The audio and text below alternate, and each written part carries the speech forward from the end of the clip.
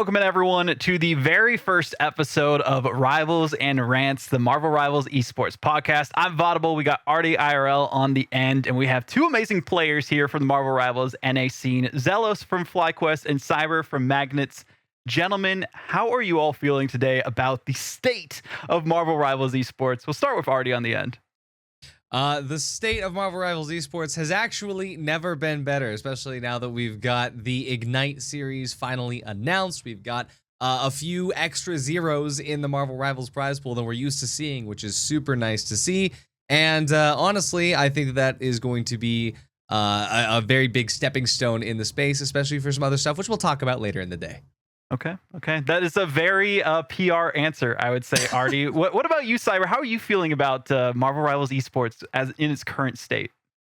I mean, honestly, man, like, it's never been like more like diverse and like anybody can win literally right now, I feel like.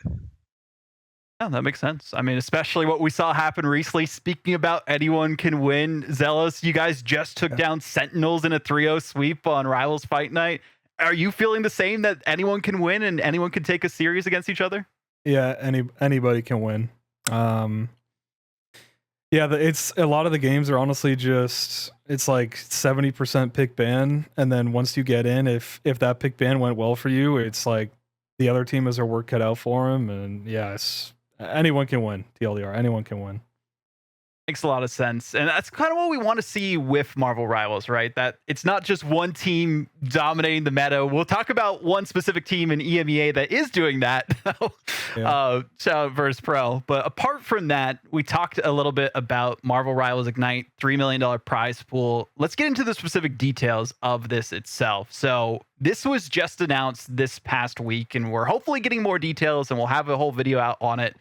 Marvel Rivals Ignite, they put up this video on all of their socials, also on just the Marvel Entertainment social media, which is pretty crazy. It'll play in the background as we talk about that. But yeah, that's the first we've ever seen a tournament be announced on like a main Marvel platform, which is insane. $3 million prize pool, as they'll talk about. 5 different regions: Americas, EMEA, Asia, China, and Oceania. Or Oceania. I don't know how to pronounce that first. Oceania, you said it Oceania? Right. Okay. I'm like, is it OCE? Is it Oceania? Is it both? I don't know. But yeah, so we have all these different regions that are participating in it. And one thing to note too is that we don't have the specifics on if it's going to be console and PC combined, if they're going to have their own thing like they do for MRC. Artie, do you think they're going to combine these? I think that for Ignite, that this is going to be PC only. The reason I say that is because when this tournament was being worked on, they were consulting with orgs. They were consulting with orgs in EMEA. There's rumors about who they were talking to in China, especially. But I think because of that this is going to be PC only, especially when you see the fact that looking at the viewership numbers for MRC console, when you look at the sponsorship opportunities for this sort of net revenue to come in straight up. Esports has always kind of been like PC when it comes to shooters. I think that especially nowadays, if it's a shooter, if there's any shooting involved, it's mostly just PC, unless it's COD, but this isn't COD. So exactly. I think just like the way that they're going for it, especially with $1 million for first place, it's got to just be PC only. Also kind of makes sense too when we talk about the PlayStation Cups that exist out there, that there's been like these monthly tournaments that PlayStation has been putting on just for console players only on PlayStation, that has a decent prize pool there too. And MRC may be kind of more reserved for having their own console and PC iterations of it as well. I mean, they have, I think, 4 days until signups for MRC start as well. But one thing I do want to talk about, I'm going to ask Zealous and Cyber about this one specifically, is that we did get word that it's not going to be just a purely online format. It's going to be a hybrid format.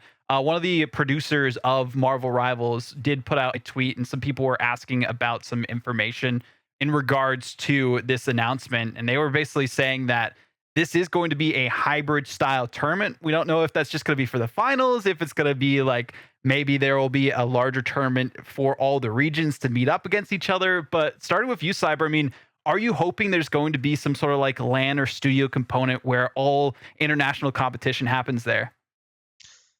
Yeah, I mean, I'm not gonna lie, like being on a LAN is like so much different than being online. Like it's like crazy. I really do hope like even like just like a regional phase like after like qualifiers like there would actually be like a LAN. Like that would be like pretty cool.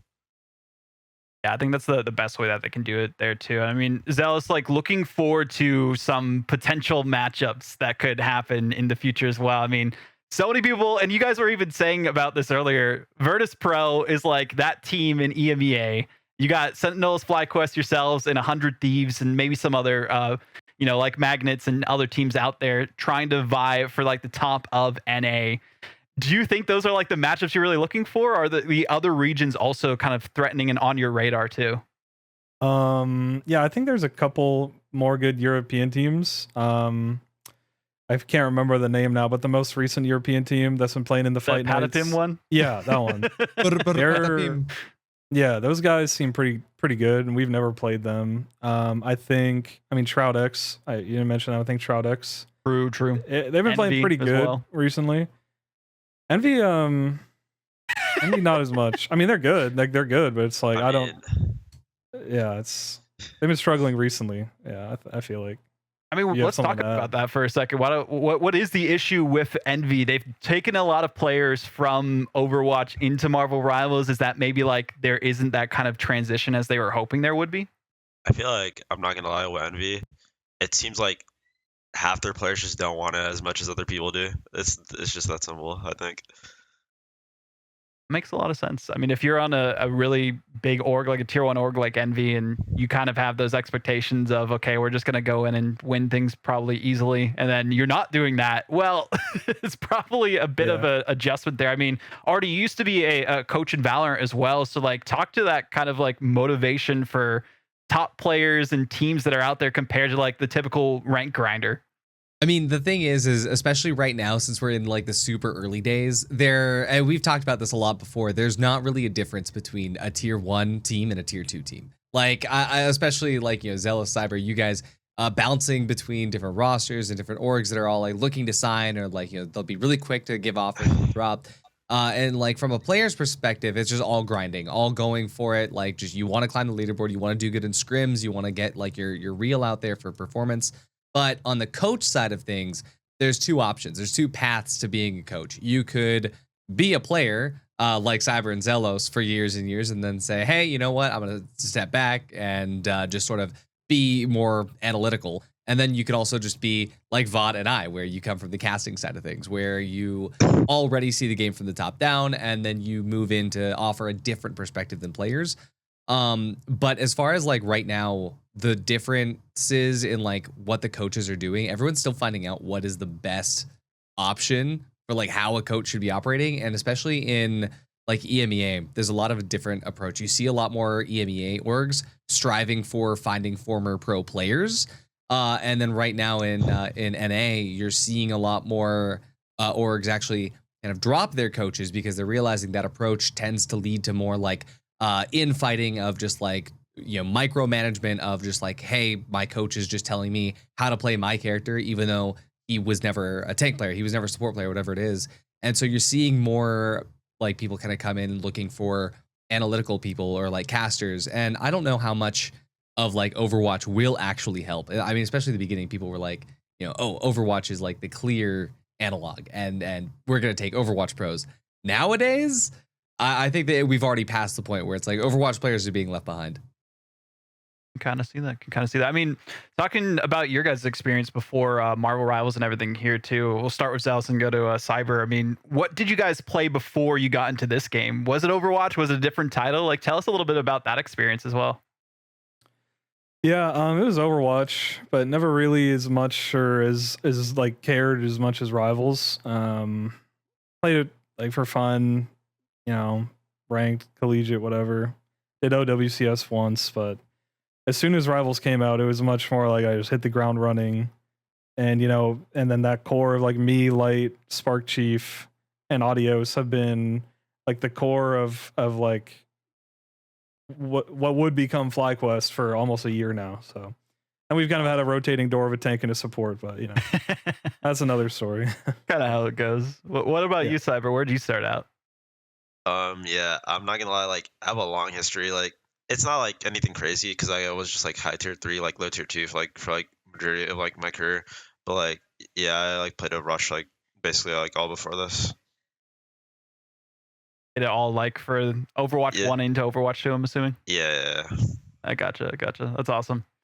So kind of going back to Marvel Rivals Ignite and how it's this $3 million tournament, basically tier 1 for this. They said the actual producer that I was talking about before said that the game would also, not the game, but the Ignite series would have a finals in the fall.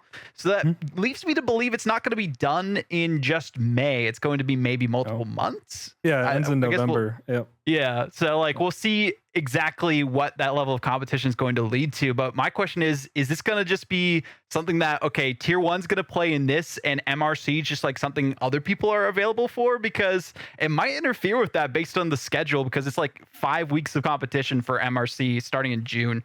I actually have predictions for this. My prediction is that the qualifier for this is going to be based on MRC results. I think that they are going to say like, hey, if you're top 64 MRC, then you're qualified, and that like season 2 might just be like the last like qualifier. I'm sure that they're going to do like 2 different qualifier like entries to this, where it's going to be, you know, NA qual 1 or EMEA qual 1 and then qual 2, because it's all the way in November, right? We got time. I'm hoping that we get more than just one LAN. I'm hoping that we get a LAN for each region, like the final qualifiers for each region. So you get 2 LANs per like season leading up to it, and then at the very end, of course, the LAN in wherever it ends up being. I'm assuming it's most likely China. Yeah. Yeah, and so I mean, I'm actually really excited because next month I'm going to China for a different NetEase game, and hopefully I'll be able to talk to some of the folks there and get some more insider info for the podcast. Yeah, it'd be awesome just to figure out exactly what's going on with it. I'm sure in like the next week or 2 they have to announce more details, and I'm sure some of the pro teams out there have some information already. I wouldn't be surprised if they do like an already qualified for some of those top teams that are out there that like were in MRC season 1 and placed in the top 16. They're automatically in like a closed qualifier for it. That's how I would do it personally if I was the one running it. That way they don't have to play through like the mess of 10 best of ones like you have to in MRC. Yep. I mean, Cyber, talk to me about that experience having to play all those best of ones, random map and modes in MRC compared to like other tournaments that are out there. Is it a headache, or is it just kind of like easy sauce? I mean, it's pretty easy if you're not dumbasses like Magnets were. Like, we kind of just loaded into like the match, and then we decided like, yeah, we're just gonna play like while all these teams are queuing. It doesn't really matter like which team we play against. That's why we ran into FlyQuest, and then we like actually like barely lose like our first series against them. Yeah, we'll talk a little bit about those results where you guys had the rematch later on in MRC for that specifically. But what I want to talk about here is there's a lot of teams out there that are looking for team or looking for organizations, Magnets in general as well, with the new announcement of Marvel Rivals Ignite. I put a tweet out there. I got like 70 plus responses of people looking for teams and organizations out there. So we're going to go through the list while we kind of like talk about some of these rosters and some of these people that are looking for different organizations out there. Ignore the ads on X, but and all that. Even then though, shout out Jesse for putting this. There's like orgs like 100x35 that's looking for actual teams. There's different tanks out there in different regions. There's Eris that are looking for people. I know Magnets is looking for it. Boom Crew's looking for a squad.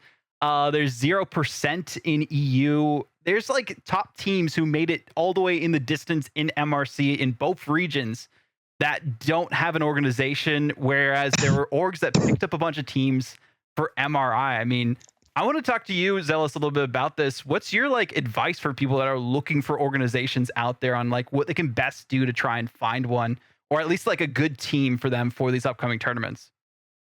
Yeah, actually, it would be to have someone represent your team that's not on the team, or isn't a player on the team specifically. Yeah, because I think, I guess to go back and give a little more context, when all the initial orgs jumped in, like Fnatic and Luminosity and 100 Thieves and Sentinels and FlyQuest, whatever, all of it happened like within like 3 days. Like it just felt like everyone hopped in at the exact same time. I think those teams, those orgs, probably had information about Ignite way back then, which is what prompted them to want to hop in.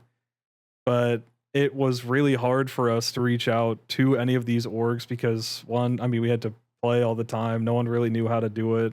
It was just sort of unorganized from a player side. And once we brought in, his name's Perk, we call him Perky. Once we brought in Perky really handles all our communication with FlyQuest. He handles all our communication with, I mean, we had a couple other orgs that we were talking to at the time, but we ended up going with FlyQuest. So, yeah, I mean, Perk's the homie. Perk's what? Perk's the homie. I love that guy. Yeah, Perk's the homie. I love Perk. He's great. Yeah, that would be my number one recommendation. Just get organized. We had like a pitch deck that we sent out to a bunch of different orgs, explaining the placement of our team in the competitive scene, where the esport was going, what's already happened. Talking a lot about MRC, MRI, the Marvel Rivals Invitational.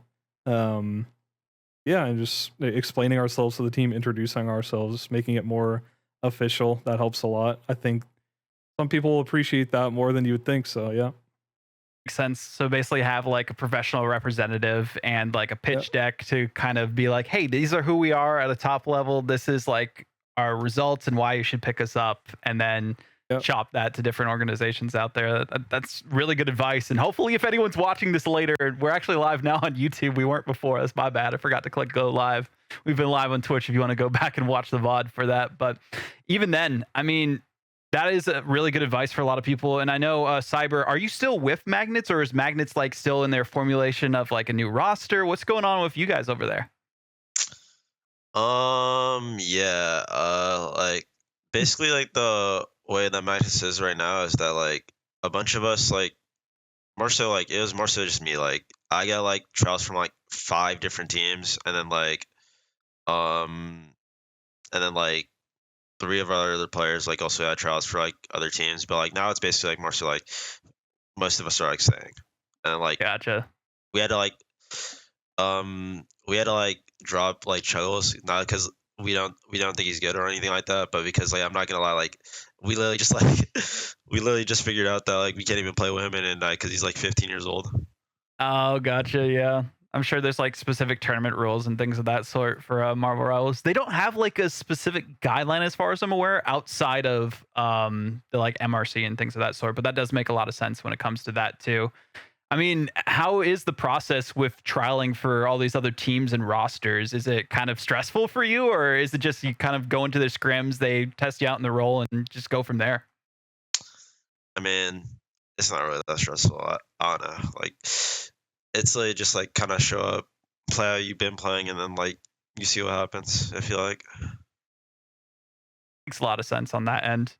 Well, talking about, we talked about the different organizations. We showcased some of the different teams out there. There are so many teams and so many players looking for squads. Definitely recommend going through that thread on Twitter. I'll link it in the YouTube description later on as well. But even then, still so many teams, and the roster shuffle is going to happen so often too, because for teams who don't do well in Ignite, they're going to have MRC. So there's going to be like MRC every season, and they're making the season shorter, which is going to be insane too.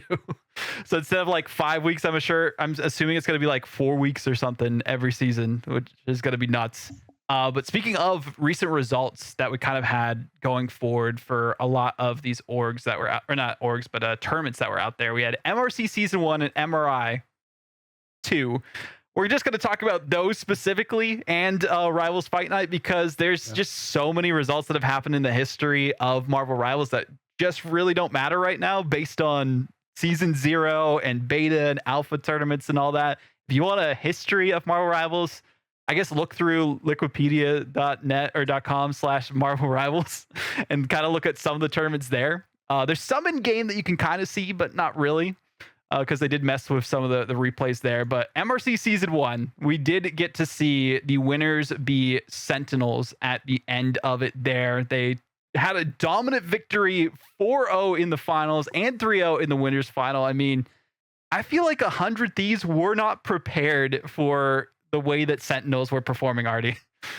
A lot of it, like, and people were saying this like during the match as well, is that you can be the best team, you can be the most prepared team, But if you do any amount of studying of your enemies, like just before those games, you can then play like the meta game, which is just like, instead of playing Marvel Rivals, you're now playing counter 100 Thieves, right? Or counter, whoever it is that you're going up against. And especially when it comes to like scrims, and like right now in Valorant, there's a whole bunch of stuff going on with like people leaking scrims. It's like learning strats and like getting counter strats specifically is, I think, something that Marvel Rivals is still developing, but that is somewhere where I think Sentinels really prided themselves on being able to do, is like, we have a lot of time to watch all these other games and figure out, okay, how can we just like pigeonhole 100 Thieves into making the wrong decisions? And a lot of that is like, obviously Zelos and Cyber, you could back me up on this, is like winning your pick and ban phase.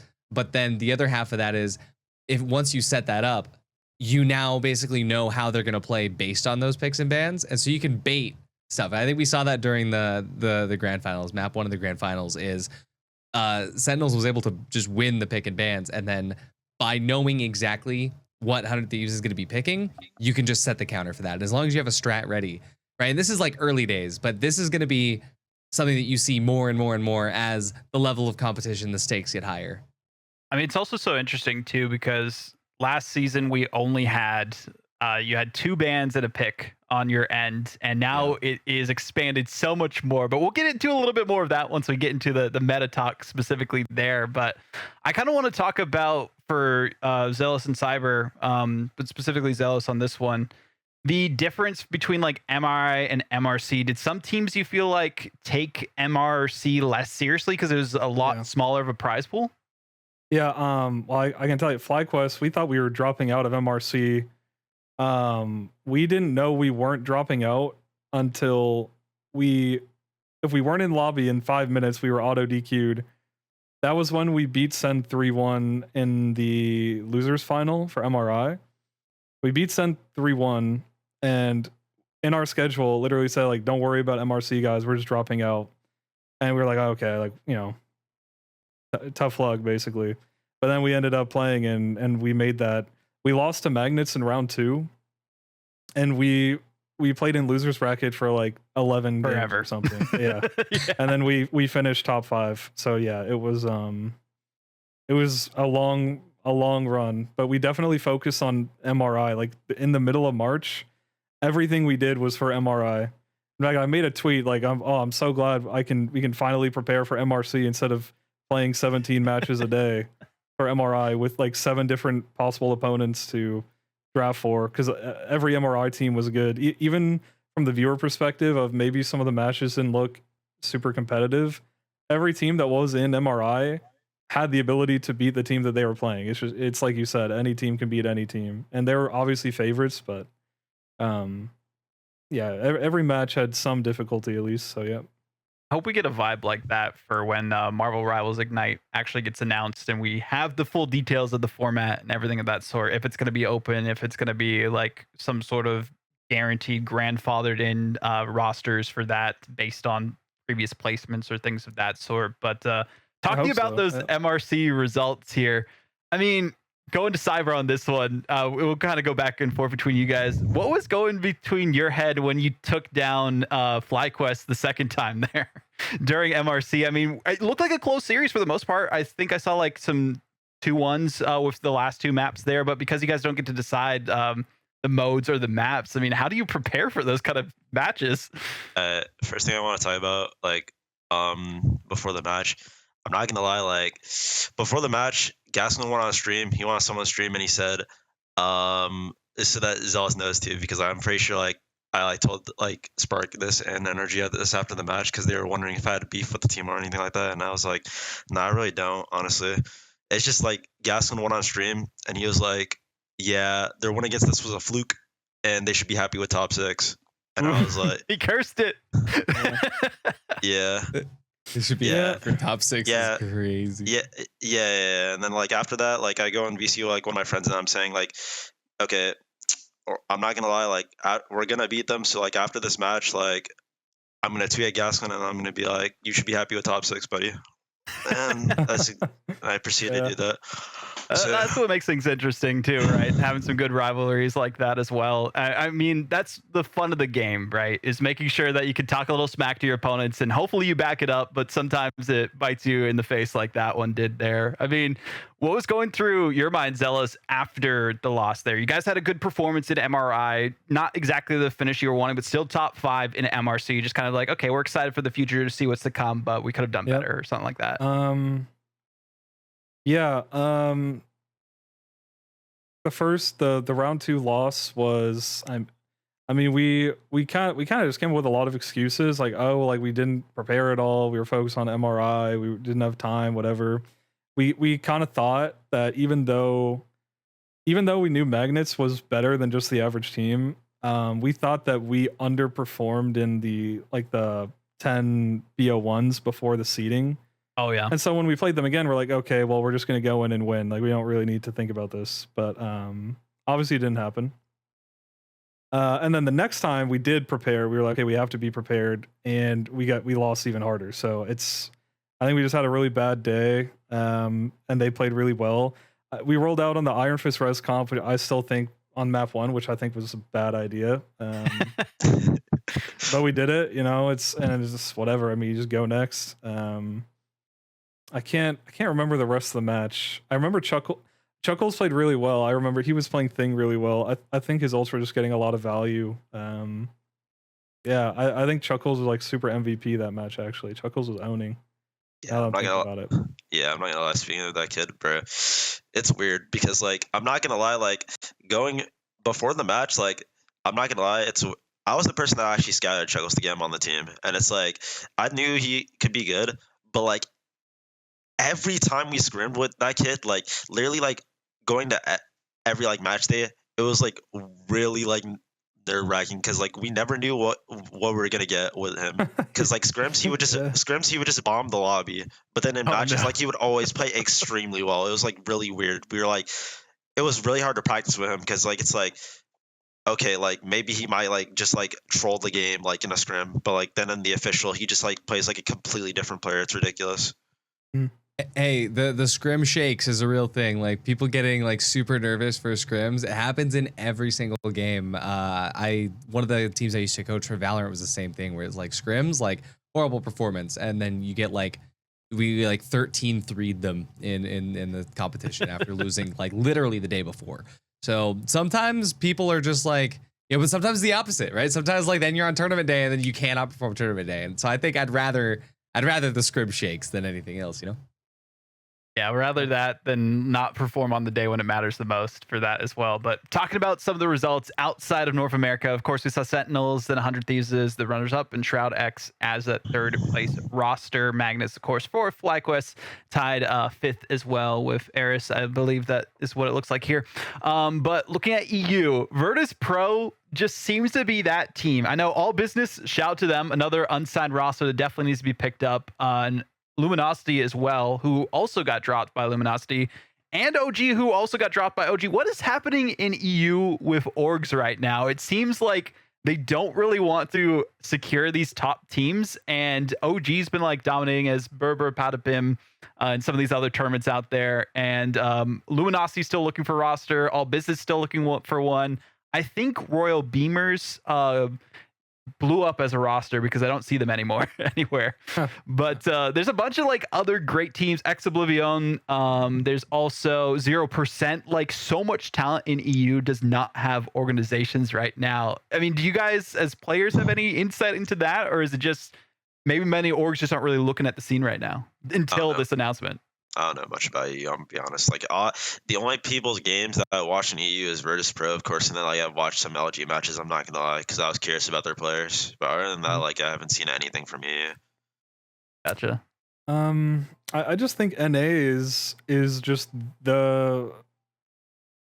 I mean, VP is the best team, but I think NA is the best region just as a whole. And I think Rivals has really taken off in NA exceptionally more than any other region. I think we had the watch time for the MRI like semifinals and grand finals, and NA just dwarfed every other region, and it wasn't even close. It probably helps So, that Shroud has a team too. yeah.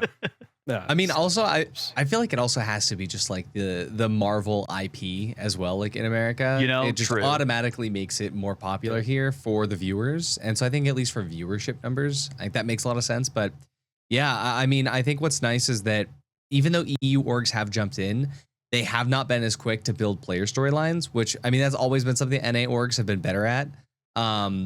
And while we are kind of still lacking in that department, I think it's definitely in a better spot than EU is. But I mean, everything about what EU is doing in Marvel Rivals has kind of been off the back of NA stuff. I remember I was talking to Light and was like, Light was the one that kind of made everybody aware of how good Winter Soldier is, right? I mean, like, that's kind of... Is that what he said? That is what he said. That is what he said. Told directly to him in a scrim by Virtus Pro. Although it might have been either directly to him in a scrim or it could have came to him in a vision. Either way, whichever way that ended up working out, you can still see like whenever the meta changes, it comes from NA first. Mm-hmm. Yeah, I think there's some EU, some tendencies, I guess, for EU, but NA is generally the source of the meta. And I think the meta, it still just heavily revolves around, I guess we'll talk about it soon, but yeah, the same characters are good and more off meta picks are becoming available. I mean, the FlyQuest Jeff Classic, more, love teams it. are starting to use it and realize it now. Jeff is broken. Jeff is so broken. Yeah, I'm not gonna lie. You guys understood it. Yeah, Jeff is really good. Jeff is so strong. That's why you saw like a string of those in ranked and everything too, just trying to get to Celestial or Eternity with it. Yeah. The Spider-Man factories producing Spider-Mans now, like there's a ton of those appearing. All the Necros wannabes, yeah. That character is really good. Like that, I think that comp has room. The Venom, Spider-Man, Bucky, Rocket was really good, and they took away the team up, and that nerfed us a bit. That was one of our favorite comps. Oh yeah, it's a really good one. We're trying to reincorporate it. We played it today against VP and it went well. So we're trying to reincorporate the Spider-Man and see if we can get that in just as many comps as possible. Yeah. I mean, hey, let's talk about this as well, Vod. If you ever need like 1 hour of content, if you want to talk about Captain America, get Spark Chief in here because he has been singing praises of Captain America for forever. But yeah, I mean, that's the thing is like, you saw Polly on Captain America like this weekend just going insane. Yeah, right. And we're starting to see EU finally pick up Captain America more and more, right? Yep. So I think that there's a lot to say about just like, I still think that there's undiscovered like metas. Like I think that there's definitely a lot more viable team comps that are out there that just haven't been run because the level of technical knowledge for each hero to make it work. People just aren't investing time into those characters yet. So too many one tricks. Too many one tricks. Too many Spider-Man factories. Yeah. Oh man. Well, talking about like you guys' results recently and just the results that they've been happening across the different regions. We had Rivals Fight Night EU, which has basically been dominated by Virtus Pro. Like if you look at the history that they posted, right here, Virtus Pro won everything except the one that they just didn't participate in. So it's like, it's who is going to be those teams in EU that are taking them on. We saw Luminosity do decent here and there. Berber Patapim is not just brain rot, it's the old OG roster. So that's just their new name because they don't have an org currently. I'd say they're still arguably one of the top teams in EU, trying to make their presence known there. But when you look at NA now, it's a lot different. We talked about that, any team could be any team sort of style. I mean, we even saw Shikigami take down 100 Thieves 3-1 in their series there. They took on Envy. Unfortunately, didn't beat Sentinels. But recently, you guys were able to 3-0 Sentinels. Talk to me about, like, the strategy there. You didn't have Light because they were, I believe, at, like, a LAN or something like that. Shout out to them. But, like, what was it like playing without Light and also just somehow 3-0ing Sentinels? Did you guys believe going into that would be the plan?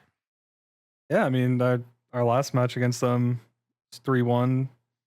I think we all thought if we played well, we'd win. We definitely didn't go into it thinking, oh, we're going to lose. I mean, you don't go into any match like that, but, we didn't think that they were overwhelmingly the favorites. And I think Sen is arguably, the best team in NA right now. Yeah, they're just playing really good lately. But in the match, as soon as we started, even like from the first map on Krakoa, just felt like they were not playing very well. They were just making mistakes, weird mistakes. So, and then they got punished. They C9'd on Midtown, second map, that was bad. And then the third map was close, but yeah, we closed it out. I think me and Cooper had a really good map one, and then we kind of snowballed. Like we just had like good energy. The C9, everyone's like, what are these guys doing? Like, come on, how do you C9 in a Sewell? Like, I will say I kind of do want to directly ask about this because you guys were actually the ones that banned Adam Warlock on map 1. What was the thought process there of like also Psylocke being banned every single map? I get it. Like good. Psylocke is I get it, but I think especially if you're running Adam Warlock, you have sort of a better ability to fight it. But walk me through it. Yeah, and we're like the Adam team, right? We were like the MRI Adam. Yep. Guardians comp, like warriors out there. Yeah, these guys just perma cheese everyone. I know. Yeah, just opinions of the team have changed, and we think that the Adam comp is just a lot more beatable than we used to think. Just by playing it and what we've been playing into and what teams have started to figure out about the comp. Whereas during 2 months ago, it was a comp that nobody really played a lot other than us. And so it sort of felt like, oh, we pick it and we know the matchup into everybody, but they don't know the matchup into us. So now that more people understand the matchup, it's harder to get away with some of the things we were getting away with. And we don't want to play it. We don't want to play against it because we haven't played against it a lot. So if it doesn't hurt our draft, yeah, we'll ban it, but it's not, it's not critical. The Psylocke was more key, and we just banned Psylocke because we hadn't spent a lot of time scrimming Psylocke yet, and that's what we've been doing the last, like, since Fight Night, we've been spamming Psylocke nonstop, just forcing it every single map. So yeah, we've been trying a to. good way to do it. That way you kind of like learn the counters and everything of that sort. Well, let's go into that meta talk that we were talking a little bit about earlier, because I feel like we could spend almost the rest of the episode just talking about the current meta, where things have gone since season 1 into season 2 and 2.5 coming up, things of that sort. Cyber, we haven't heard from you in a little bit, so talk to me about like the new tank meta that's out there. Emma Frost being introduced. It's been a month now that we've seen them in the hero pool that's out there. Have they really changed things from like the typical like Groot that you would see out there with like a Magneto or a Doctor Strange, or what is the vibe that you're getting so far this season? I mean, I haven't really scrimmed that much of this patch, truth be told. Like, so all I can really say is that like I've been like kind of like testing out some shit, and like I feel like Emma Frost like is like better majority of the time. There's like very few situations than like Magneto, I guess, like because that's the other like meta tank in my role that like you would play. Like, yeah, there's like very few situations where like Emma Frost is worse than Magneto. Like I think the only time you ever want to play Mag is if like they have like a really hard spam comp or something like that. Like that's the only time you ever want to really play Mag over like Emma. But other than that, like it's like just Emma everywhere. Yeah, I mean, right now, if you're an Emma Frost main and you see any hero at 250 HP within 7 meters, it's just like ready to. That's it. Yeah. That's it. It's like, all right, 5v6 time. Yeah, you're just Thanos, bro. You kill everyone if you can get close to them. It's not even 250. You pull a Groot and he's insta dead. That hero is just Wolverine on tank. Like it's insane. It's pretty much crazy. We haven't seen as many like Wolverines either because of that too, because like you can literally just have an extra tank. I mean, have you guys seen more like triple tank out there in like ranked and also in some of these scrims as well, compared to like what we saw with mainly like triple support in the past season? I'm not gonna lie, like I don't know. Magnus was the triple tank team. That shit is dead, bro. That shit is garbage now. Like, and it's mainly because Strange is just ass, bro. And like the whole entire point of triple tank and like most maps is like just the cheese like on payload. Like you get 3 fights on like first point if you just hold the car and then like you TP back and then you walk back again. Like it's just like since Strange is not in the game, like it's just like ass now. I can see that too. On the support side of things, I know we had a new update that came out, I think it was last week, and basically like buffed the damage for a lot of the different supports. But also your boy Adam Warlock also got an insane buff where their heal like goes down a second every time you headshot, which is just nuts. I mean, do you think this will save the quote unquote support strike that people have been talking about and rank Zelos and all that? Or were these kind of like unneeded buffs? Yeah, it's not. It wasn't needed. No, it was dumb.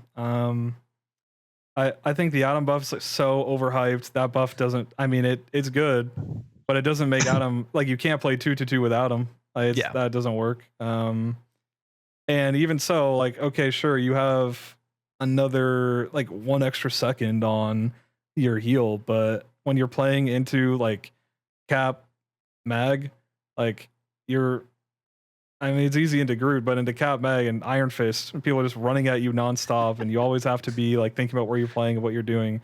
Like your crit rate's not above 20%. I mean, you're not gonna notice a huge benefit from that buff. I think the Luna buff was what's the most crazy. Luna is a sniper. True.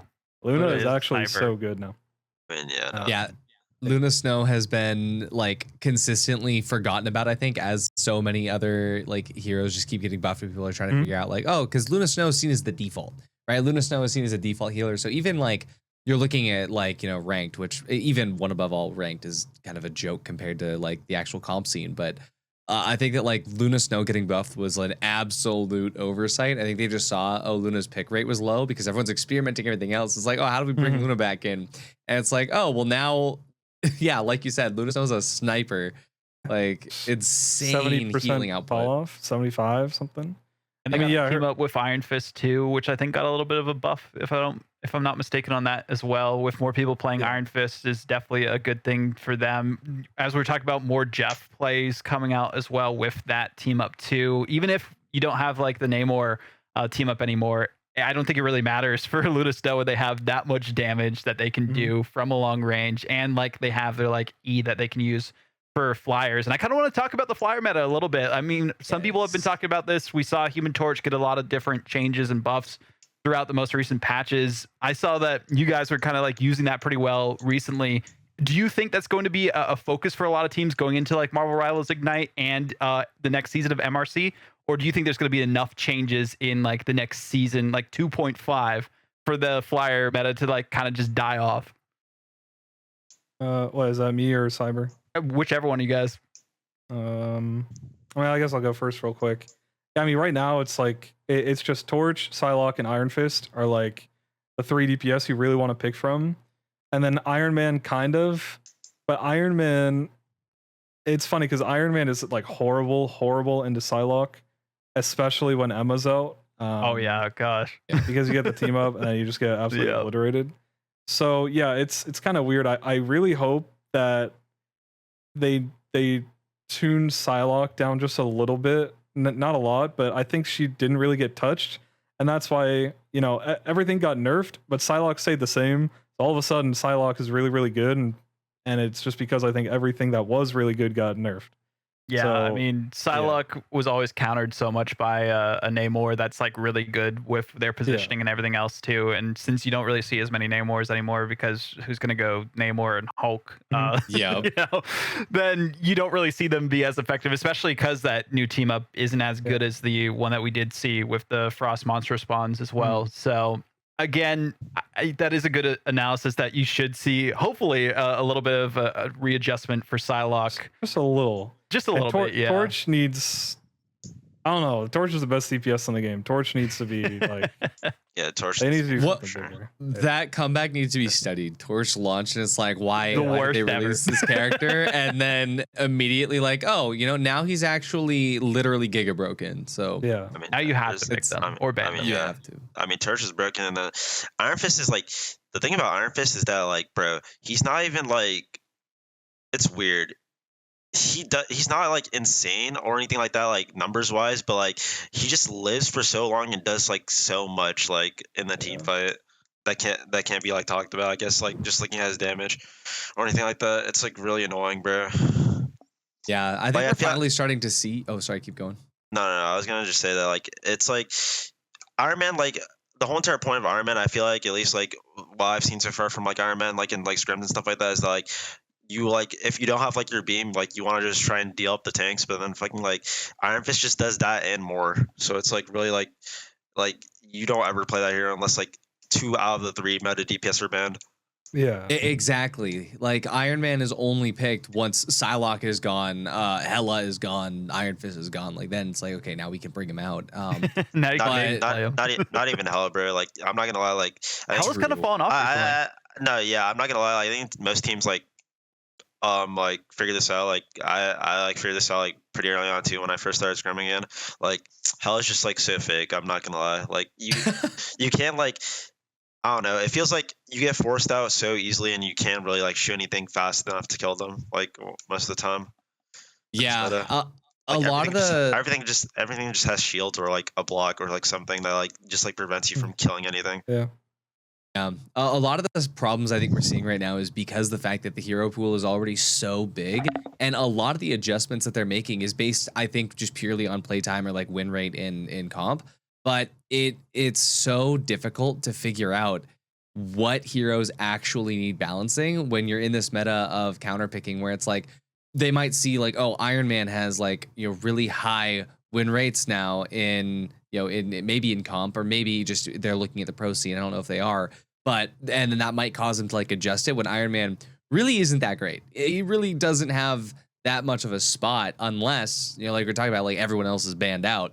And so I wonder if we're going to see like, you know, oh, you know, Psylocke is definitely going to be one of the people getting a nerf, but I don't know if it's going to be a case where they end up buffing characters that don't need it. Kind of like Iron Fist. Like Iron Bucky? Fist didn't, right? Like Iron Fist didn't even need his buff. It used to just be to the man. point where like, oh, you just play Punisher and then Iron Fist gets close, you have a shotgun. But now nobody even needs to play Punisher. Punisher's not even picked in Pro League at all because there are just better options. It's not because Punisher is necessarily bad. There's just better options, you know? Yeah, it makes a lot of sense. Looking specifically at like the update that happened before, so Captain America's health got reduced by 50. Doctor Strange, they got a little bit easier for them to get their ultimate, which helps a little bit, but not too much. Groot, their Ironwood wall got reduced by 100 HP. I want to ask you about this one, Cyber. Does this really affect Groot mains that much, or would a health nerf actually been better to like try and counter Groot? I mean, I'm not gonna lie. Like, I think the best thing that you can do, like, to nerf Groot, is the small wall damage, because the small wall damage is like so OP. Like, I'm not gonna lie. Like, that's like where most Groots from. They're all from. I think honestly too. Like, Yeah. Groots like will just have like if it's like a Groot mirror, like most Groots, like I've noticed, like will just have their ults in like under a minute, and it's just like really cancer. And it's mostly due to like how it's either like you need to nerf the small wall uptime or the small wall damage, like either or. Yeah, it's so brutal if you don't respect it when it comes down to just like the fact that you could just keep replacing them. And one thing I like seeing as well is like if you don't have anybody to like specifically counter Groot, like Punisher, for example, nobody's shooting down the walls. Well, if you're mirroring Groot, then you don't even necessarily have to counter the walls. You just put your wall in front of theirs. Right? Yeah. It's like so many times, especially like tier 2, we're just seeing like, all right, there's 4 Groot walls in a row, and they're not even playing with them, and so then Groot has no impact. And the next map, they're not even picking Groot. It's like, oh yeah, we didn't really use Groot that much. And then you see the Pro League where they actually know how to counter the Groot walls, and Groot walls are getting placed different. I think you're entirely right. It all comes down to the walls. So I think that's like the Ironwood wall adjustment is wild to me. I don't know if the devs even play the game. I think that's more like a low elo thing, because like people trying to damage the Ironwood wall when it's blocking them off from their teammates, things of that sort. So that way it's easier for them to get to them for heals, but usually at that point they're already dead. So it's like, okay, you know, maybe there's a little less survivability that way. Yeah. I don't know. I'm not gonna lie. Yeah, I feel like trying to nerf that is like kind of like pointless, because if you like nerf that too much, like the character's just gonna be shit. Yeah, but like, yeah, I could definitely see that too. But like if you nerf like the small walls, like it's not like the character will be ass. Like it'll just like make it like hard to like get as much value, because like I don't know if like Zelos can agree with me, but like there's no way like you should have like 3 walls up and they should be doing that much damage. Like it's like crazy, like how much damage like all his walls do together. Yeah, Groot does too much damage.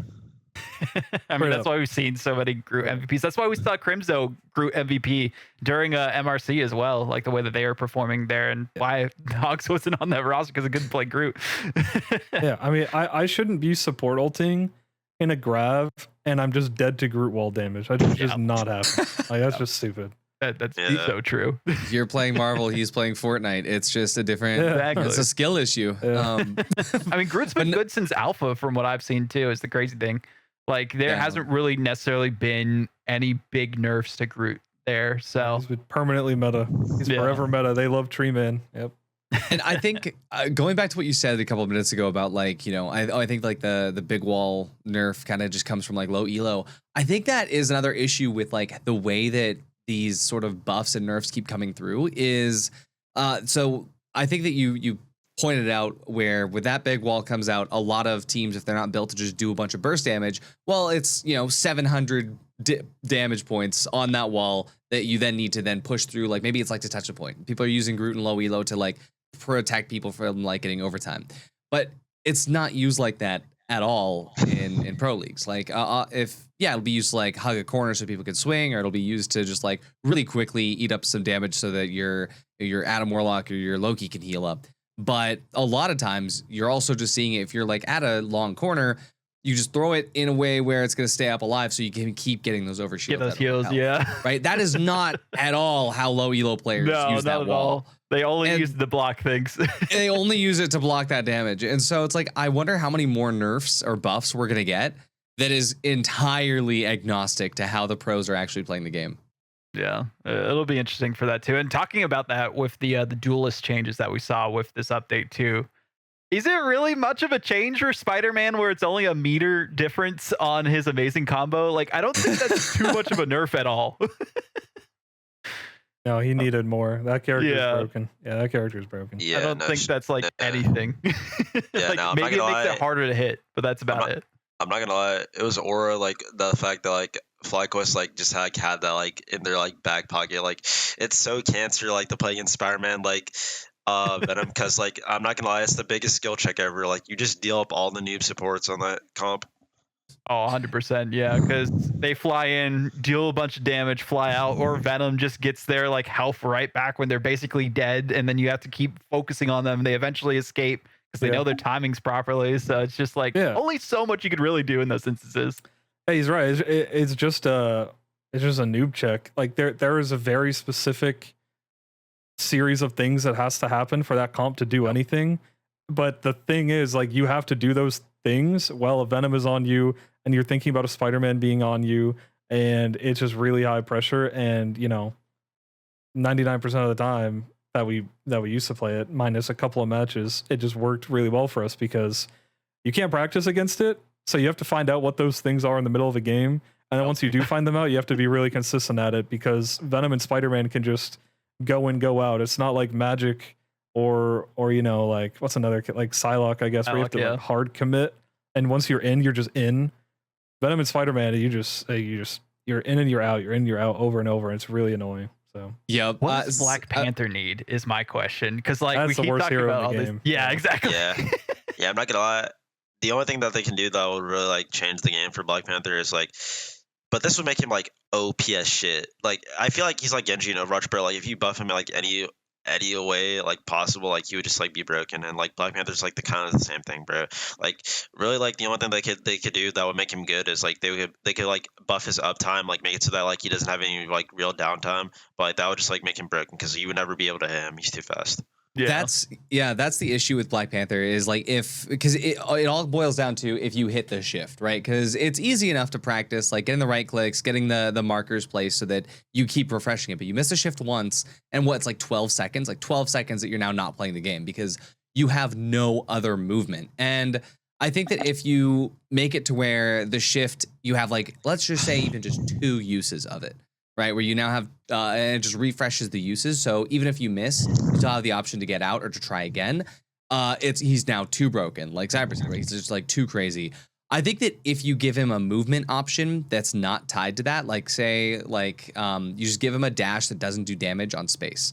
Or even if you give him like, you change his left click from being completely useless to being just like a little bit more ranged, like even just like 5 meters. I think that would also make him a bit more broken because the positioning that you play with Black Panther anyway would make that viable. And so he's I think that character needs a full rework entirely. Yeah, like he does. I think he's the I feel only like they character should be in the like game a that needs pseudo tank a little bit based on like the vibranium like armor and all that kind of stuff that they have like in the lore at least. But that's just my opinion. Yeah, I don't know. Yeah. Oh man. I many think that changes need to be made with them. yeah, because I think that if they make Black Panther like crazy, it's just gonna be another like auto nerf, right? Where you or an auto ban where you either just have to ban him or you lose the game. But then I would love to see him get tooled to something like a Spider-Man, because again, like Cyber footage, just aura, right? Like going back to the Spider-Man discussion, right? Spider-Man just like not doing anything for a minute is terrifying, because like all the supports on the other team are like, when is it my turn? Yeah. And just like you don't know where he's at. And so I think if they maybe make Black Panther like that, where he's just like waiting to use his kit, because otherwise now it's just like, he's terrifying. Like, oh, he's here. Okay, he's dead. Oh my God, Black Panther. Okay, we got him. Right? Yeah. He doesn't have that survivability Spider-Man does. Exactly. And that's what I was going to say. The problem with Panther compared to the other melee heroes is that every other melee hero is like, if you think about their attributes, they're either severely leaned into survivability or mobility. Like Wolverine has 2 lives. Spider-Man, you just can never shoot at because he's always swinging around the map. Mr. Fantastic is unkillable. But Black Panther is like medium in both aspects. Like he gets a few shields on his abilities and then he has some dashes, but then he's not so leaned into either one. He's like a middle ground character and it just makes him horrible. So they have to rework him to be in one of those 2 spaces. They either have to make him crazy, like way more mobile, or give him 1 billion HP, and both of those sound horrible to deal with. I don't want to deal with either of those. I vote for the Spider-Man camp. Because the thing at least about Spider-Man is like it takes so much work to get good at Spider-Man. Yeah. And I would at least value that. Yeah. Oh, no. Exactly. Okay. Yeah. No, that is true. But like, I'm not gonna lie. Like, the difference between Black Panther's mobility and Spider-Man's mobility is that Spider-Man, at least like sometimes you're able to hit him. Black Panther, if like the Black Panther is not like a noob, like you're never gonna be able to hit him at all. Like it's cancer. Yeah, that's going to be a tough hero for them to rebalance. I know they're going to have to at some point just to figure out exactly like, okay, what's working, what's not. Because at low elo, again, like we've seen so many complaints on X that like everyone that is a low elo support hates Black Panther because they just, I think there's this one clip, I wish I got it so that we could put it on the stream, of just this cloak and dagger at the start on Bernard T'Challa is just like healing the teammate. Yeah. They're healing the teammate and then they're instantly dead from a Black Panther. And then everyone's like, oh, what should they have done? What could we have done on this one? And it's like, sometimes you take that L against the Black Panther. You should have better reaction switch over to cloak instead, yada, yada, yada. But if we see certain buffs, then every support is going to be having to deal with that all the time. Everyone talks about that clip as if the support player did nothing wrong. But I will say, you heard Black Panther grunt, and yeah, that's crazy. But before even any of that, like nobody talks about the 7 seconds beforehand where the support is literally not even playing the game, just like not even with the team, not positioning, just like essentially running circles, just not playing the game. And it's like it has nothing to do with the point where Black Panther came out. Yeah, absolutely, there's nothing you could have done once Black Panther struck, but it's about what you did before that, which was nothing. Holding W out of spawn on TikTok. All right, like I'd be adamant that climbing out of ranked is horrible, just because half the time your team is just on TikTok. It's like Rainbow Six. Like everyone's just on their phones during drone phase. There we go. I found it. It's got 6 million views on Twitter. That's insane. Jesse will probably pull it up here in a sec, just so people can debate about this. I know everyone's been doing it online for a while about like, okay, could they have reacted? What should they have done correctly? So yeah, they're healing their teammates. They look back to their own spawn for some reason, and they don't actually look at the flank. They just get immediately taken out. So it's like, okay, there's a couple things they could have done correctly there. Maybe not looking at their own spawn and looking the other direction where people could flank from, and that's seeing that in and out. People can take that Black Panther down if there's coverage or if you're actually by your teammates. There's a couple different options. Yeah, I mean that's the thing, right? It's number one, you're in your spawn area, right? And you're what are you healing, right? There's literally no damage being done to these teammates, and we're just left clicking them for no reason when we should be in cloak, not as dagger, right? We should just be. This is just coming from like the coach perspective of just like, obviously, when Black Panther gets there, That's it. Nothing you could do. But that's the issue. People like focus on that clip of like the moment of, oh, when this happened. It's about getting to that point where you just shouldn't have been out of position. Yeah, exactly. Positioning is such a huge thing. We could probably do a whole episode on positioning in Marvel Rivals. Like so many people just do not know it, especially when you're solo queuing in ranked. It's like, just have a brain, please. Just focus on the objective and where you need to be. And if you're a support, why is nobody looking at the flanks? Things of that sort. But also going back for a second to these final strategist updates that we saw. So we talked about the Adam Warlock one, Luna Snow as well. Cloak and Dagger got some extra damage for Cloak and also Dagger a little bit there too. And Mantis had a tiny bit of a buff too to their life energy blast. I mean, Zelos, do you think these really affect things too much for Cloak and Mantis or not really? Yeah, Cloak is like sleeper good right now. Cloak is like all like pretty decent. We haven't been playing her a lot. Shikigami just spams Cloak. Yeah, don't tell Shigami about that. They're gonna be like, yeah, we want to play Cloak and Dagger everywhere.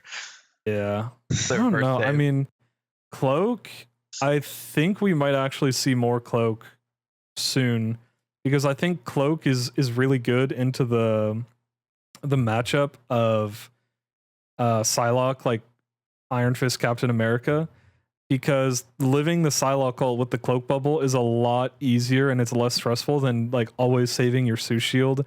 And you go into a fight and you like, I have to tell my team like I cannot use my Sue shield this whole fight because if I use it, the Psylocke's gonna ult. If I use a support ult on the Psylocke ult, we just lose the rest of the map because we snowball. We don't have the ults. Like it's really frustrating. But on Cloak, the bubble just does everything for you, and they can't break it. Once it's down, it's down. I mean, it's just easy. So it makes the matchup easier. I don't know if she'll replace Sue in that, but it's possible. I mean, I wouldn't be surprised if Cloak gets more playtime. Yeah. I think the only way that this brings Cloak and Dagger back is if, you know, obviously the numbers on like figuring out ult charge is super difficult, but if that increase in damage, right, 5 per second on Cloak, and then what is it, 3 for each shot on Dagger? I think that on Dagger, that's not enough to like really change how fast the ult charges, but on Cloak, that extra 5 damage a second could be enough to kind of meet halfway to where that initial like support ult nerf came through, where now you charge that ult just a little bit faster on the basis of just doing a little bit more damage. And if that's enough, maybe we see more Cloak and Dagger. But yeah, I think it's just like the bubble surviving is everything, like you said. The Cloak damage boost is more damage than a rocket ult right now. That's crazy. Just for context. The Cloak damage boost is more damage boost than a rocket ult. That's crazy. Yeah. I mean, I wanted to talk about Rocket a little bit too, right? Their kit got changed a little bit. They actually do heals now for their BY. What is it called? This Cosmic Yarn Amplifier. Cosmic Yarn Amplifier. Yeah, CYA. So like, has that really changed things too much, especially since they don't have the team up as well with Bucky anymore? It's only with Punisher, and they're mainly doing like some heal stuff, less damage boosting with Rocket too. If the Bucky team up was still in the game, Rocket would be played way more. Yeah. Yeah, I thought Rocket would be like pick or ban. He's just not. I was wrong. Yeah, he's good, but he's not as good as Luna and Loki and Sue. So yeah, Loki is insane. I mean, having a second support ult that you can pull up. I'm not gonna lie. The problem with Rocket now, like compared to like last patch, I feel like is that like last patch, like I feel like Rocket's ult was kind of like a gimmick ult. Like you would like play it like when you want to do something, like when you want to like combo with other ults. Like it was like really good at like doing that. I feel like last patch, and then on top of that, yeah, like Zelos said, like I'm not gonna lie, like the team up was also really good. Like Bucky was always like kind of a must pick at certain times, like and like especially with Gru in the game too. It like made it like really more simple to like play around like Gru being in the game with the team up. But because like they removed those two things, or like because they removed the team up and then like they made us all kind of like do like half of like two things, like it really just made like the character like worse in my opinion. Like now, like I don't know, like and on top of that, like now like it's just like last patch too. Like you need like at least like 2 supports banned like for you to even like think about playing Rocket. That's the thing too I wanted to talk about. The change from the previous way that the hero selection worked to now where there is, instead of 2 bans and a pick for each team, it's 3 bans and 2 picks instead. I mean, what are your guys' thoughts on that specifically and how that has changed the game essentially, because there's so much more you have to focus on with who you're saving, with who you're banning, compared to what we saw with how it was a bit more simple back in the day. Yeah, I'm not gonna lie. Like, I thought like you couldn't be like, it was hard to get away with being inflexible before, but now it's like impossible. Like if you're an inflexible team, like you really can't get away with it now. Like you have to be flexible. I think it has a lot more potential just because of that flexibility to make teams that have a wider hero pool just be harder to ban against, in the sense of like FlyQuest, you have light. Therefore, do we waste a ban on Spider-Man? Well, now we have an extra ban, but there's also so many extra things that are coming through, right? So by having light on the roster where, okay, there's now a potential to just get Spider-Man, you know, what happens? But at the same time, I actually love it. I love the picks and bans. And my thought is every season they should add 1 more ban and 1 more pick so that we just keep going until eventually the enemies will just choose your roster for you. Gosh, that would suck. I think FlyQuest is, like, in a match, the hardest team, maybe other than VP, in the game to pick ban against, because we just have like so many. You guys can play a little bit of everything, bro. You guys can play. Yeah, we just play everything. We play Adam, we play Jeff, we play Spider-Man, we got new stuff cooking up for Ignite. Like, we won't go into that stuff. Leak it, you don't have to leak any of that stuff. I mean, it's coming up.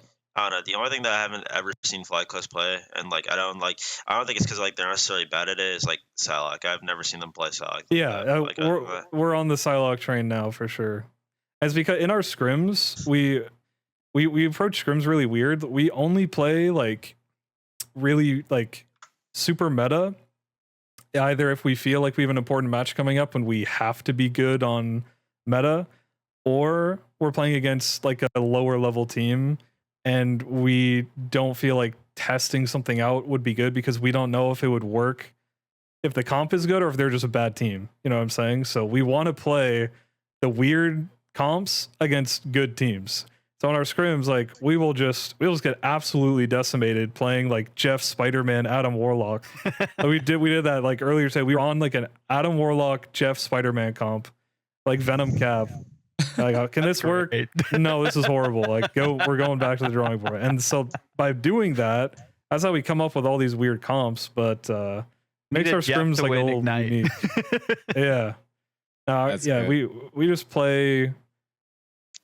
We play to never end up in a situation where we're like, oh, this is really bad. Like this draft is really, really bad for us, you know.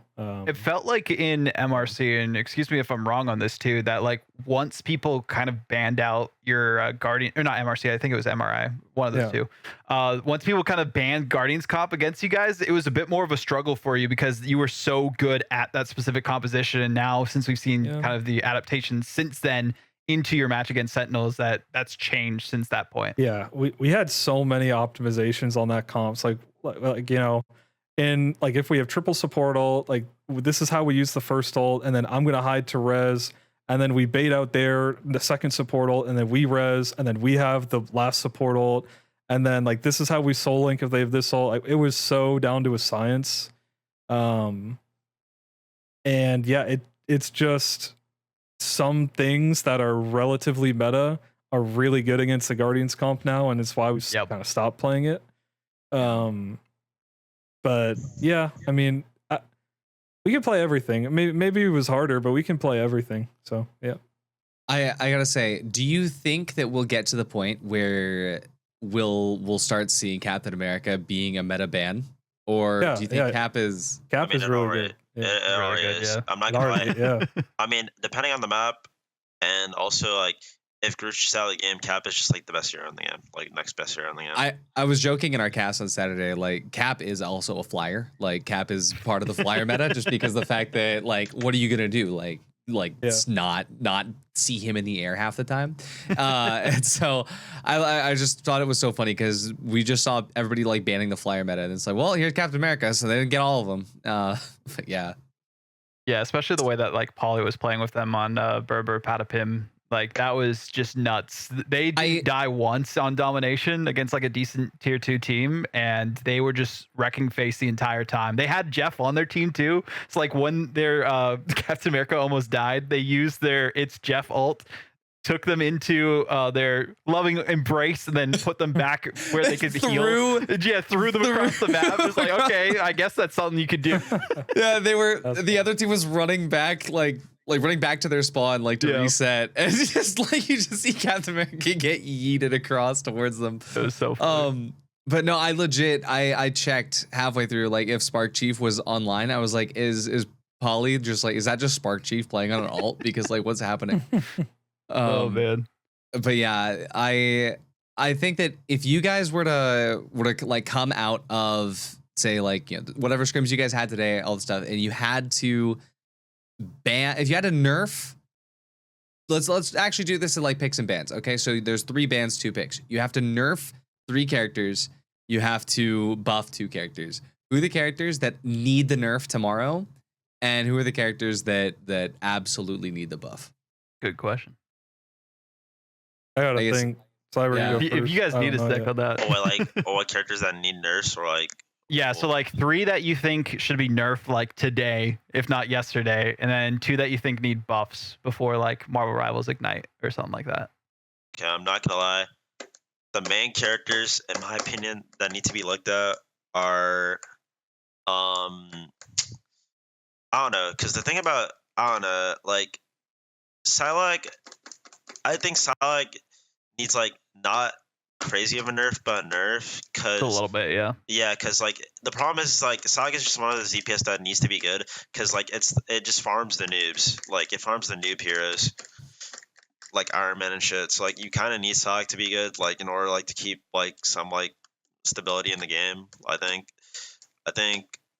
yeah, I think that's it. I think Human Torch definitely needs a nerf. Iron Fist for sure needs a nerf, like even more than Human Torch in my opinion, because like the uptime on Iron Fist is too crazy. No. The amount of blocks that you have is like insane. It's almost like he's never out of a fight. It's basically like, Genji. Yeah, no, Yeah. it's crazy. Yeah, Iron Fist for sure needs a nerf. I don't know. I feel like Tank's like kind of like fine. Like honestly, like I think the way it is like right now, like Strange kind of needs like a buff. Like I think like getting his damage like was horrible for the game, but like also like it's like not like really like the worst thing in the world like ever. Like I think like that this happened. Makes sense, yeah. Yeah. So Strange buff, and then who else would you buff? On Tank, I mean, or buff. General. I mean, I think I don't know. It's really hard because like I feel like everything else is like fine on around. Wait, hold up. Let me look at the heroes real quick in the game. Like everything else is like honestly fine. I'm not gonna lie though. Like I think the meta is like fine. I think Bucky needs like another like I don't know. Bucky's like weird because I feel like if you buff him again like right now, I feel like he's actually like in a good spot right now. Never mind. He doesn't have like the infinite ammo, yeah. Yeah, he's like in a good, he's in a good spot right now. What would be super healthy, I think, is if we had just more playable DPS characters that weren't like really frustrating to play against, like Panther or Spider-Man. There just needs to Like be more gun options. There just Yeah. Like more Psylocks, more Buckies, like or like like Hela's on the verge of being not fun to play against, depending on the meta. Like I think the only reason that Hela has become like more Kappa like right now is because Hela has a horrible matchup into Psylocke, horrible matchup into Iron Fist, and how are you ever going to kill a Human Torch that has a Luna Orb and a Sue Shield? Like it's so hard. So I'll follow that up. In place of Hela, why do you think we're not seeing more Punisher? Earlier I just said it's because there are better options. Yeah. But do you feel like there's a world where, like, depending on the correct picks and bans, where Punisher is just necessary? Punisher just gets focused so much, I'd say. I mean, it's not even that Punisher gets focused. I think the main problem with Punisher is that his time to kill is just ass, and the main reason why you're just like playing him is honestly to just deal up tanks. But like, there's so many heroes that just do it better than him. Yeah. So do you think that he needs a buff in order to be that character? Would he be one of the characters on that list of, you know, just bringing more people, like more viable options into the fray on DPS? Nah, if you buff him, he's gonna be like busted. Like, Yeah, I was thinking Yeah. that too. He just has to be bad. It's like what Cyber was saying. Like like Iron Man and Punisher, like or like Mantis to an extent. These characters like shouldn't be meta just because of how easy they How are. they play. Yeah. Like, Yeah. And if Yes. they are meta, it just is. It's just not. horrible Like, for the it's- game. Yeah, it's just kind of boring. Like it's just I guess not. that's not why as they were exciting. nerfed, essentially, right? I mean, we saw the Iron Man nerfs, especially with the team up with Yeah. Hulk and Doctor Strange back in the day, and then we also saw the nerfs Mantis, too yeah. with Mantis. Yeah, She so, was ridiculous. Yeah. But then Thing is fine because you could just throw haymakers all day and it's all good. Yeah, he's a character that could use a buff. Actually, is Thing. I think Thing could use a Yeah, something. he's got no like anti-air. So, Yeah. No. him Like, against I'll- the Human Torch is terrible. I mean, that's I was just playing. that's just Sorry, that's go just, ahead. No, that's just flawed hero design. I'm not gonna lie. Like, you can't really stop any of like the meta DPS because like you can't really touch the mess thing. So like he's just kind of ass.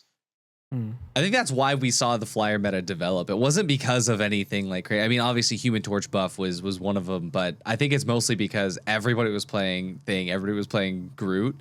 And so it's just like, well, hey, people just discovered there are flying characters in the game that don't have to deal with those people. And I think that's actually how it started.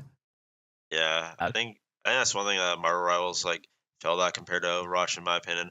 Like, there's just like no tanks that interact with some of the DPS characters, so it's really hard to deal with them. Like, there's like no diva in this game to interact with the Flyers, so it's really hard to just like deal with Flyers just dealing everyone up. Like, it's kind of like insane how much they do in this game.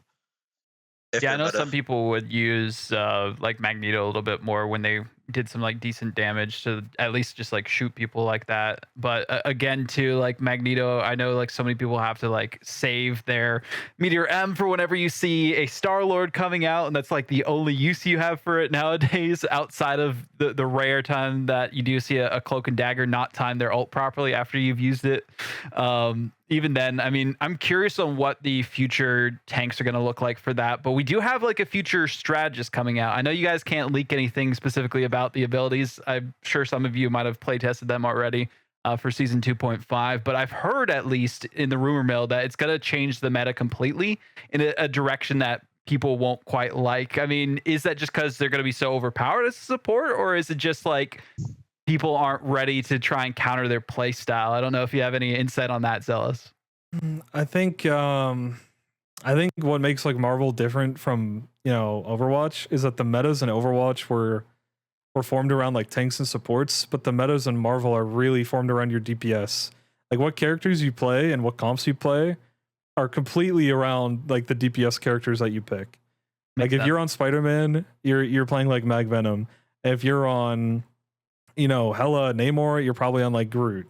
You don't pick a tank and then pick DPS around it. It's the other way around.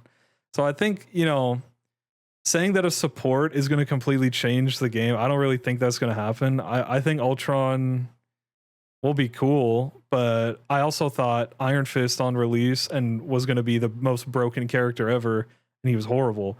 I thought Mr. Fantastic was going to be good. He was horrible. Mr. So Fantastic is still good. I will defend that to the day I die. Well, His ult sucks, maybe but now. everything else He's a is noob good. checker for sure as well.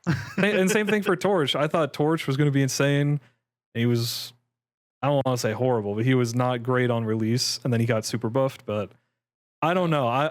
I'm not the best judge of how good a character is going to be before they come out. And we've seen like the leaks and stuff.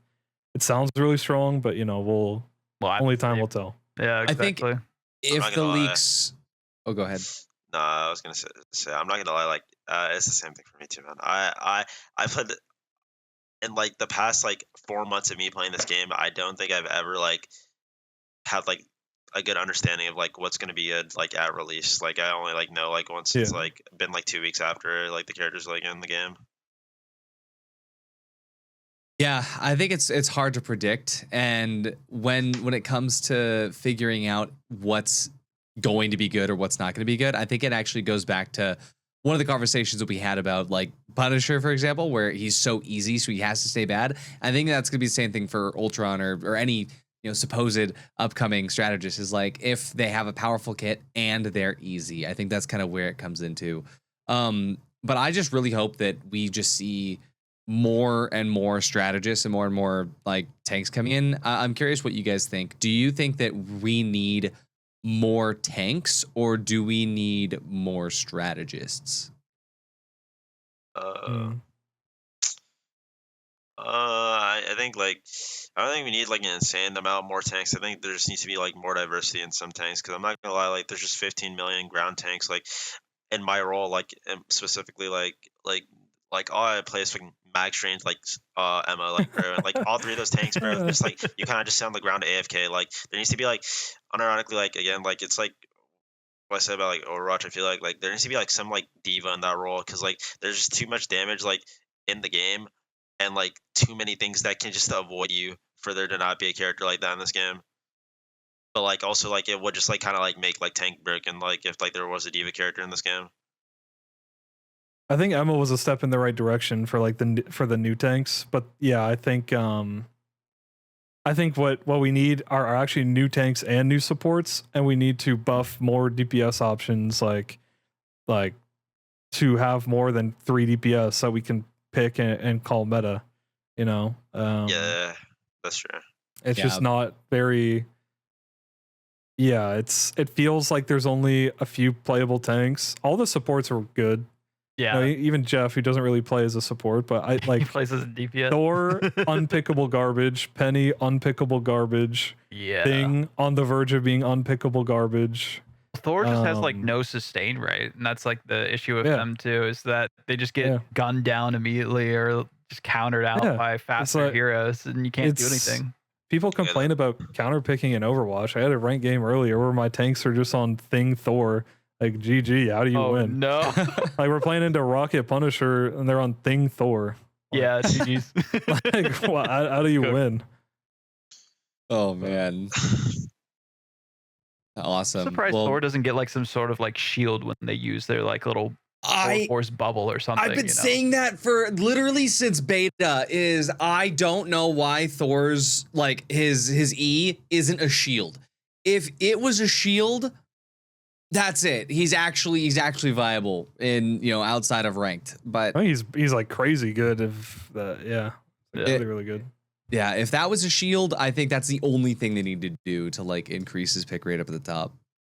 Yeah, and Penny, they said they're going to be buffing them more for 2.5, so I'm really curious on what those Yeah. are going to be. I know they added the ability to like headshot to Penny, but that didn't really do too much in my opinion. It's still a lot less than a lot of other heroes. I think even less than some supports out there. Actually, I think I saw some testing on that on TikTok. But yeah, I mean, Penny's got a lot of potential with their kits. They're very annoying if you play against a good, like, lockdown Penny. But if you have teammates that have brains and focus on their deployables, then, you know, you don't have to really worry too much about a Penny. Yep. It's that's sort of my thing, is like if I want to just like climb ranked really fast, I'll play Penny, just because the fact that it's a skill check. It's like, okay, if they know how to deal with Penny, then I could just go somewhere else. But if you can't deal with Penny, even now, even after the nerfs and whatnot, like Penny can still be immortal if you stack your shields, like you stack your overhealth. And it's so funny because any team that has like 2 microphones, they can automatically beat that. But in ranked, it's just Yeah, it's so easy. no one talks. They're just like, oh, okay. There's Nobody It's a bad talks. time. There's a Yeah. bug with Penny right now too. I don't know if it's like if it's easy to replicate or there's a step, but your webs healing will stack, so you can get like 200 healing per That's not a second in bug. your webs. That's not a That's not bug. a That's actually That's how the kit intentional. works, yeah. That's how it What? works. That's what I'm saying, is you could be immortal if you stack it Oh right. yeah, no, that character's It's- broken. No, that Yeah. character Yeah. is insanely good. What? And I've been saying, like, Okay. as long as you can Adios is like, stack shh. Yeah. yeah, Adios doesn't want me to leak it. But what's even funnier is that like the Ironwood wall on Groot. So if you're playing Groot Penny, like you just stack the walls around Penny's buildable. It's so fun. That's Yeah. funny. Catch FlyQuest in our scrim tomorrow, locking Penny every map. I'm ready to see it. I'm ready to see it. Yeah. Oh man. Yeah, there's a lot of different potential when it comes to like the picks and bans and the meta with how things have changed. I do like how it has been able to change each season, right? With the new heroes, the new nerfs and all that. Like the receptiveness of NetEase when it comes to feedback in general has been good. I don't know about your guys' experience, but I did hear that like ranked in general though this season compared to last was like terrible. I don't know like what your thoughts are on that. So let me know, because I know I've seen a lot of people complaining about it.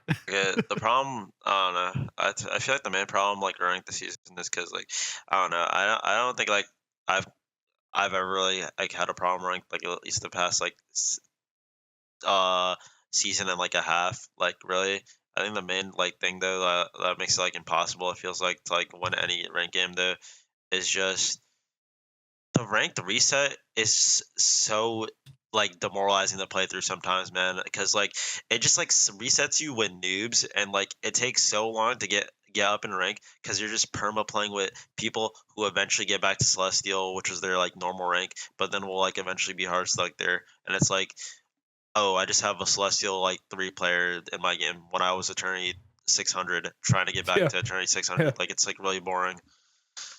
They really like Thor and Magic. Yeah, no, literally. They're always one trick. Yeah. Literally, it's Oh, really man. boring. It's that. No, It's that. I agree. It just kind of echo what Cyber said. Yeah, it's just.